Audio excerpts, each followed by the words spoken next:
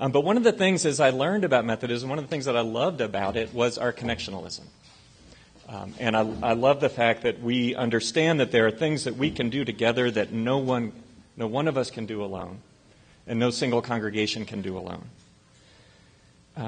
So I came to D.C. I'd been teaching American politics for a year after college and came to D.C., ended up working in Congress.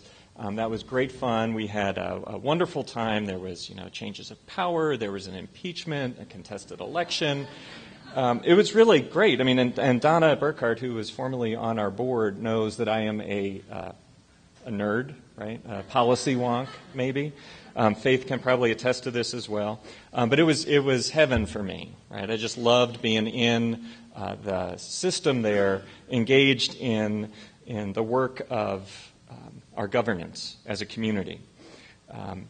So my faith life is chugging along. I'm getting more involved in my local church. I'm teaching Sunday school, chair of the Christian Education Committee, all that. And then here I am with my work life, which is pretty good. I found after about 8 years, I grew a little weary of doing the same thing day in, day out. It became a little predictable. And shockingly, if you can predict how members of Congress are going to vote, there's value in that in D.C. And so a company came and said, hey, we would like you to come work for us as a lobbyist. And so I became a corporate lobbyist. Another profession I'm sure you hold in high regard. And my job was to represent the interests of 23 corporate clients. Big name companies that you would recognize. I don't want to publicly shame any of them, right? We'll just say that they're big companies. One of them have the initials GM. And my job was to go up to the Hill every day and basically make sure that what they wanted happened, right? I mean, that's what my job was. My job was not to do what was in the best interest of the country. It was not to do what was in keeping with my faith understanding, my gospel calling. It was to accrue more power and privilege to the people who are already the most powerful and privileged in this country. I have immense powers of rationalization. You will understand this about me. I didn't see a direct conflict with my faith. It's good money, really good money. It was easy work. I got to say, when they would call and say, you got to go up there, there was a town car waiting for me, right? Drive past the memorials, up to the Hill. They'd open the door and say, hey, what can we do for you? Right? I think Faith said something about bought and paid for. I don't know. I get a little different reaction when I go into the offices now.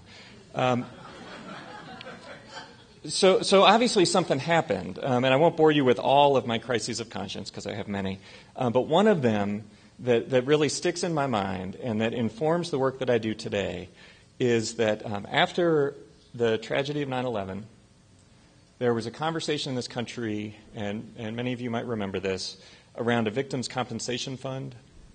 How do we compensate family members who lost loved ones on that day? Difficult conversation, right? Calculations of life worth and all of this. And I'm working, in this office with folks who are making, and I'm not exaggerating, over $1 million a year. I was not one of them, but the partners, right? And they came into the staff meeting, and there was this one guy who came in, and he was never particularly happy. And this day he was just fuming mad. And he took off his glasses, he threw them down on the table, and he said, can you believe there are people in this country who think that the life of a janitor should be worth the same as the life of a CEO? And I thought, where am I? How did I become a person at this table of power and privilege where everyone else was just shaking their heads going, that's crazy. And I'm thinking what's crazy is that I'm here. And I knew I needed to find someplace else to work. And so a couple of weeks later, I saw this ad in a Capitol Hill newspaper for a place called the General Board of Church and Society. And I had never heard of it before, ever. Right? Active in my local church. I started to research, what is this place that's looking for a director for environmental justice? It sounded kind of fun. And I talked to some friends who were more acquainted with the Methodist bureaucracy, and I thought, well, this sounds kind of interesting. It sounds like an interesting skill set that I bring to the work, and trying to figure out how to give life to the words spoken of our church. Right? And up until that point, and this is always a reminder for me as a person who works for a general agency, is that I was very involved in my local church. I didn't know we had social principles. Right? I was chair of Christian Education Committee. I didn't know we had social principles. So as I was learning more about the Board of Church and Society, I decided this is a place where I wanted to spend some time. Didn't know how much time. It's been about 10 years now. And it is a lot of fun. I mean, I love it. It's obviously the most beloved agency of the church. So we are always showered with praise. What I love about it is that I feel like we, and Faith and Bishop Johnson, who's on our board now, could probably cite our disciplinary mandate verbatim. I can't quite do that. I think that our job is to make sure that these words spoken by the church, and we spend a lot of time on these words, right? How do they not just sit on a shelf somewhere and gather dust? How do we live into them? And how do we challenge the systems and structures that prevent them from becoming a reality? It is a lot of fun, and it's a lot of fun stirring it up sometimes. So my work is to work on both environmental and economic justice, obviously connected, but also very overwhelming, that portfolio. I got to say, I wake up every day thinking there is no way I could possibly do the task that I'm asked to do. So I have to break it down. And I'll just share with you briefly how I kind of break down the work that I'm called to, and then a little bit about how we do our work, and then invite some conversation. So when I think about something, this is an anti-poverty conference, I think of poverty not as an issue. It really isn't an issue. Right? To me, it's this lens that we as Christians are called to view the world. And so if we're to engage in issues related to poverty, if we are called to attack the injustice of poverty, to me, the first thing we have to do is stop attacking the poor. That's number one. Right? And this sounds like common sense. Right? But we do it every day. And in this country, we're doing it with increasing frequency. And this is really troubling to me. The degree to which we engage with folks on the margins and push them further to the margins through our judgment and through our laws. Right? So a couple years ago, the National Law Center on Homelessness and Poverty put out a report called Homes Not Handcuffs.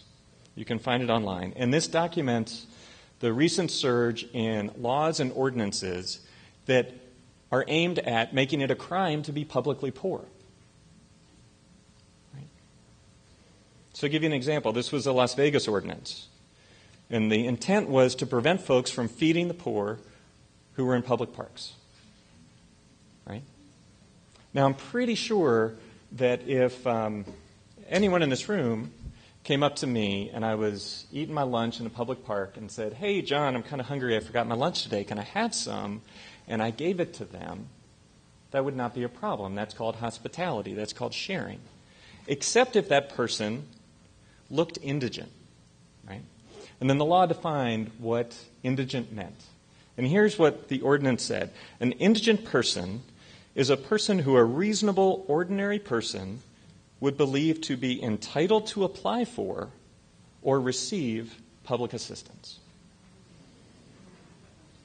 Now, who would that be? Would that be a defense contractor? Would that be the Wall Street executives who received some of my taxpayer money? Probably not. I mean, I think we all know who they're talking about, right? Why are we stigmatizing and why are we allowing ordinances at the local level to make it a crime to be publicly poor, right?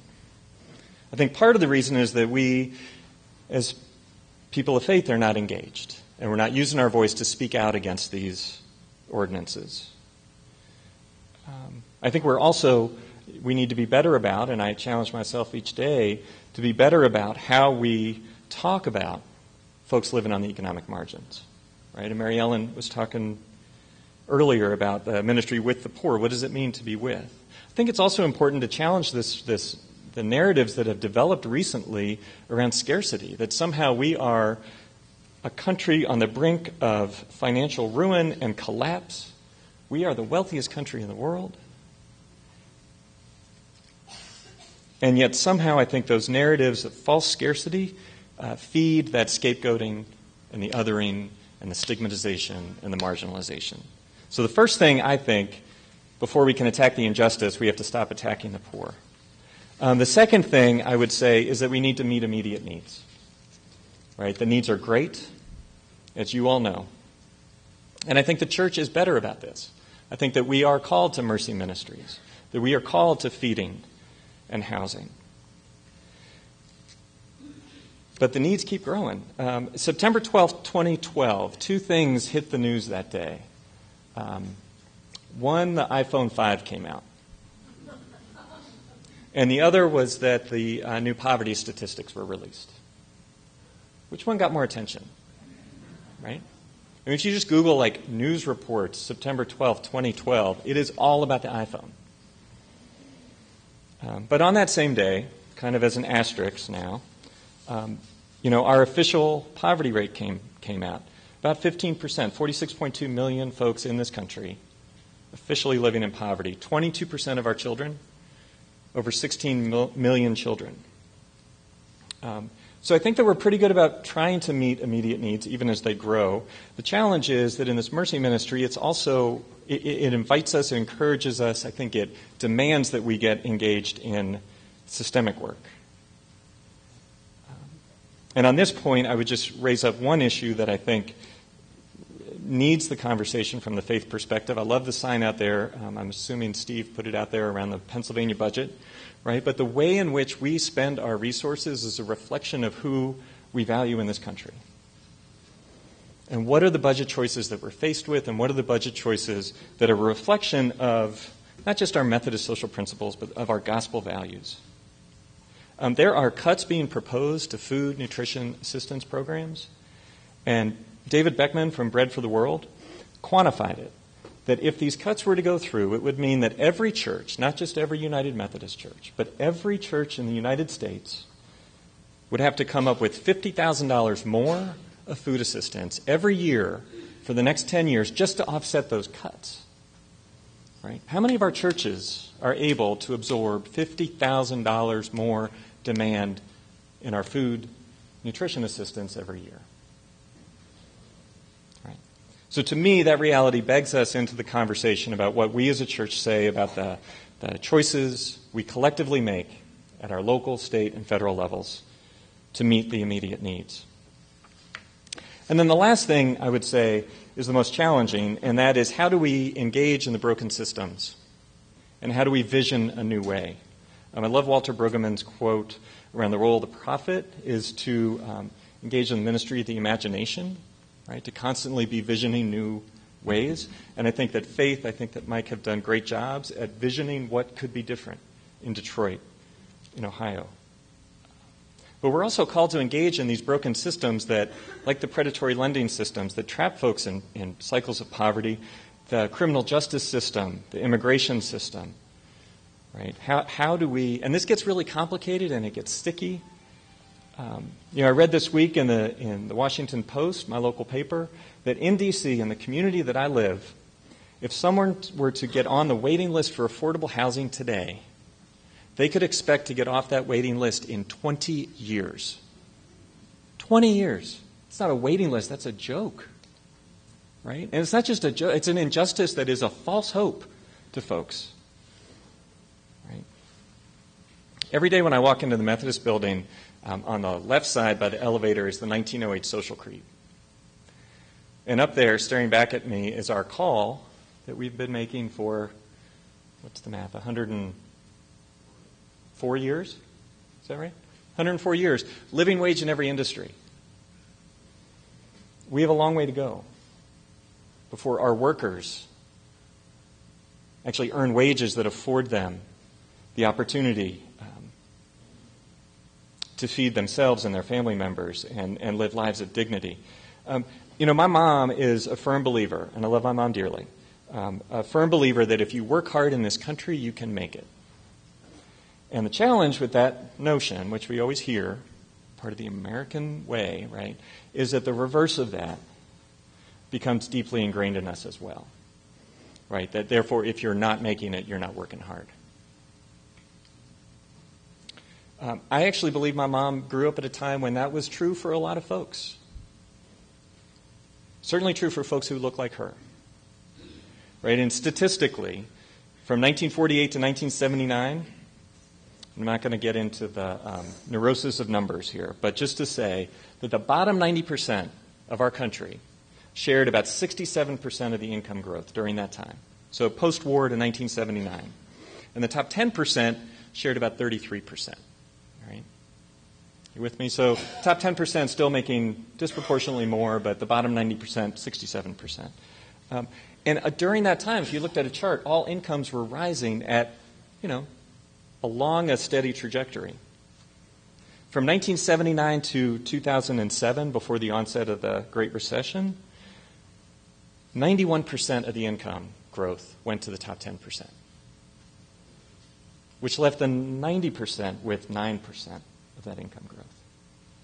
Right? I don't think it's true anymore that simply working hard, right, and we know it in the communities that we live in, working hard doesn't necessarily mean that you are going to get success. And then from 2000 until 2007, so our most recent decade, all of the income growth went to the top 10%, and the bottom 90% saw their incomes go down. Right? I mean, when I just think about that, numerically, the math doesn't add up. So how do we engage in this system? One of the ways that we've been working at the Board of Church and Society this past year is trying to vision an economy that actually valued work, that actually honored the dignity of all workers. Right? Sounds like common sense, but unfortunately, the economy we live in today does not. These issues are overwhelming. One of the things that I love about the work that I do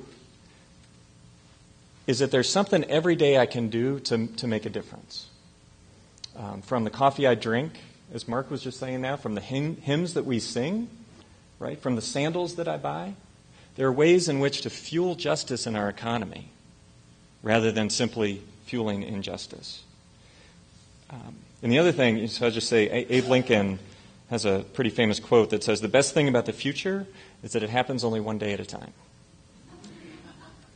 And so for me, it is every day, what is the one thing that I can do? I'm not going to solve it all in one day, but there's something I can do each day to build that better future. So how do we work at the General Board of Church and Society? Well, that's a long story. We're having a conversation about that with Mary Ellen in a little bit. Our job, I feel, is really to be equipping and connecting folks in local ministry. I mean, the reality is that there are a lot of pastors who are looking for ideas as to how to move their congregations. There are a lot of congregations looking for ways to move their pastors. Maybe not literally. And like I said from the beginning, I mean, we are a connectional system, and I think that there's tremendous power in that. How can we harness the power of the connection? I've already said, my interpretation of our mandate is to give life to these words. We are called to speak truth to power. We are called to be a witness on Capitol Hill. Our offices are located right across from the Capitol. My office is closer to the Capitol today than when I worked for a member of Congress. Pretty good forethought by United Methodist Women, establishing that there. But what we've been doing over the past year is trying to shift our work, right? Because shockingly, not a lot's happening in Washington, D.C. right now. This past year has been a bit of a stalemate, right? There's going to be a whole bunch happening after the election, and we are poised to be engaged in that. But the shift has really been about how do we equip and encourage local congregations to build local teams to get engaged in these issues. And really, it's a fundamental kind of paradigm shift that we've been working through as focused more on organizing as a means towards advocacy rather than simply advocacy ourselves. And as Steve said, I think he said it better than I could, right? Organize, stand up, and speak out. Those are the three things that we're called to do. I want to leave you and then open up for a little bit of questions. Martin Luther King, 50 years ago, 1962, had this pretty famous quote: "Any religion that professes to be concerned about the souls of men and not concerned about the city government that damns the soul, the economic conditions that corrupt the soul, the slum conditions, the social evils that cripple the soul, is a dry, dead, do-nothing religion in need of new blood. We may get called out by Glenn Beck, but I believe that the social justice advocates are new blood in this church. I think that our work is to be continually providing blood transfusions, making vital congregations who are engaged in their local context in ways in which they are transforming the world, not just the church. So that's all I have, and I think I might be, well, a little bit on time. So happy to answer any questions and then invite further conversation when we break. Would you care to speak a little bit about gerrymandering and what it's doing to our country? Wow.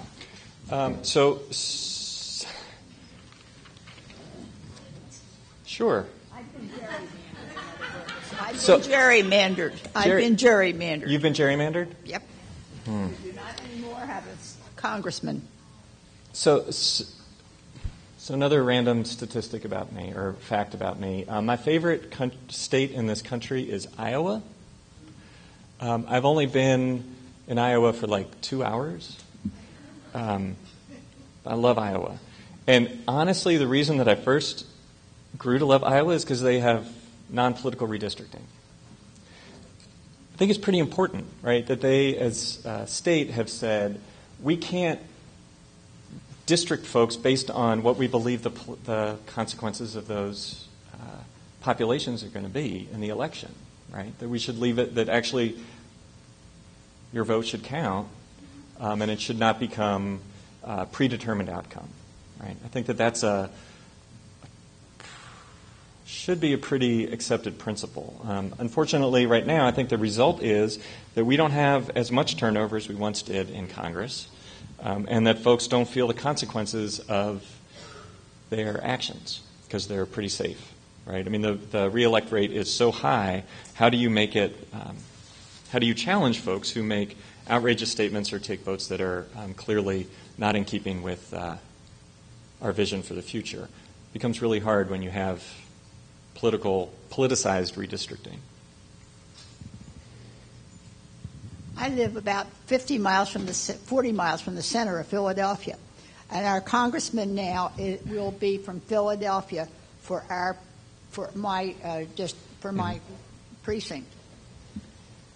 He's never even probably been through my district. He doesn't understand my district. There's no sense in my saying anything to him because it was put there because the majority of our people vote his party. And he doesn't have to do anything for us. So this may not be a direct answer then. I think the one piece that I would say, I'm someone who has, after 20 years in D.C. has not yet reached that tipping point of cynicism. I actually think the system can work. I think that it calls us to be engaged. And there are times when I will go out into some parts of our country, parts of the United States, and be asked, well, they'll never vote with me. They'll never listen to me. I think it then becomes, for me, more of a discipline. You can say a spiritual discipline, to continually raise your voice, even when it is clearly in the wilderness. Right? It's pretty important. And also to know, I also come from a bias. I live in the District of Columbia, and we don't have a vote. So I'm pretty jealous of folks who have representatives that actually have some control, right? Even the possibility of control over the governance of the jurisdiction, whereas we don't have that. So I think it's pretty important to honor that and to be engaged, even when it may seem futile. Very active in the environmental movement, and I think you talked about or commented about environmental justice and its impact on poverty. I don't know if this is your area of expertise, so to speak, or of interest, but I don't understand why churches, the United Methodist Church, is not more involved in the environmental movement and looking on it as a form of stewardship. So that would be a part of my portfolio. And I wish I had the answer as to why. I'm not sure if I would separate that from any other form of challenge of engagement. I've found, the sort of anecdotal evidence and experience I've had is that is actually a place, at least initially, where folks can have common ground, rather than jumping right into a conversation around the root causes of poverty. That looking at issues of environmental stewardship is something that folks can, maybe it's because it's a little bit more inward initially. What are the practices we can have in our church to be better stewards of God's creation? I think that for me, the way in which we engage in these issues, and I was actually talking to Mark Terwilliger just a minute ago about styrofoam, right? 10 years I've been talking about styrofoam. Kind of almost at the point where faith talks about polar bears, right? It's like, I'd rather have a conversation about something a little bit more ultimately important than the use of styrofoam or coffee cups. Like, just split the difference and use some biodegradable cup, right? And then let's move on to issues about where your energy comes from and where the power plant is and the community that's polluting. Right? Which is probably not the same community in which you live. So I think that for me on the environmental side, and again, looking at it through the lens of poverty, it is how do the choices that we make daily, whether it's the coffee we drink, that is a true addiction of mine, is that fueling environmental degradation and deforestation, or is it coming from a place in Guatemala that's actually helping house and school the children in the community? Right? So I think that there are individual choices that we can make to improve that, but I wish I had an answer as to why more folks don't get engaged. We have resources, and that's one of the constant efforts that we have. I know UMW is doing a great job with their green teams. I see Donna shaking her head, yes. But I'm happy to talk further. I think that what's really important for me is that the work that I do, the work that we do nationally and internationally, is essentially connected to the local church and to the conferences. And it is not some bureaucracy operating here where the church is over here. And that is a lesson that I've learned in 10 years of experience. It is hard to practice, but that's what this conversation is about and what these conferences are about. So I just really appreciate y'all being here and sharing your stories and look forward to further conversation.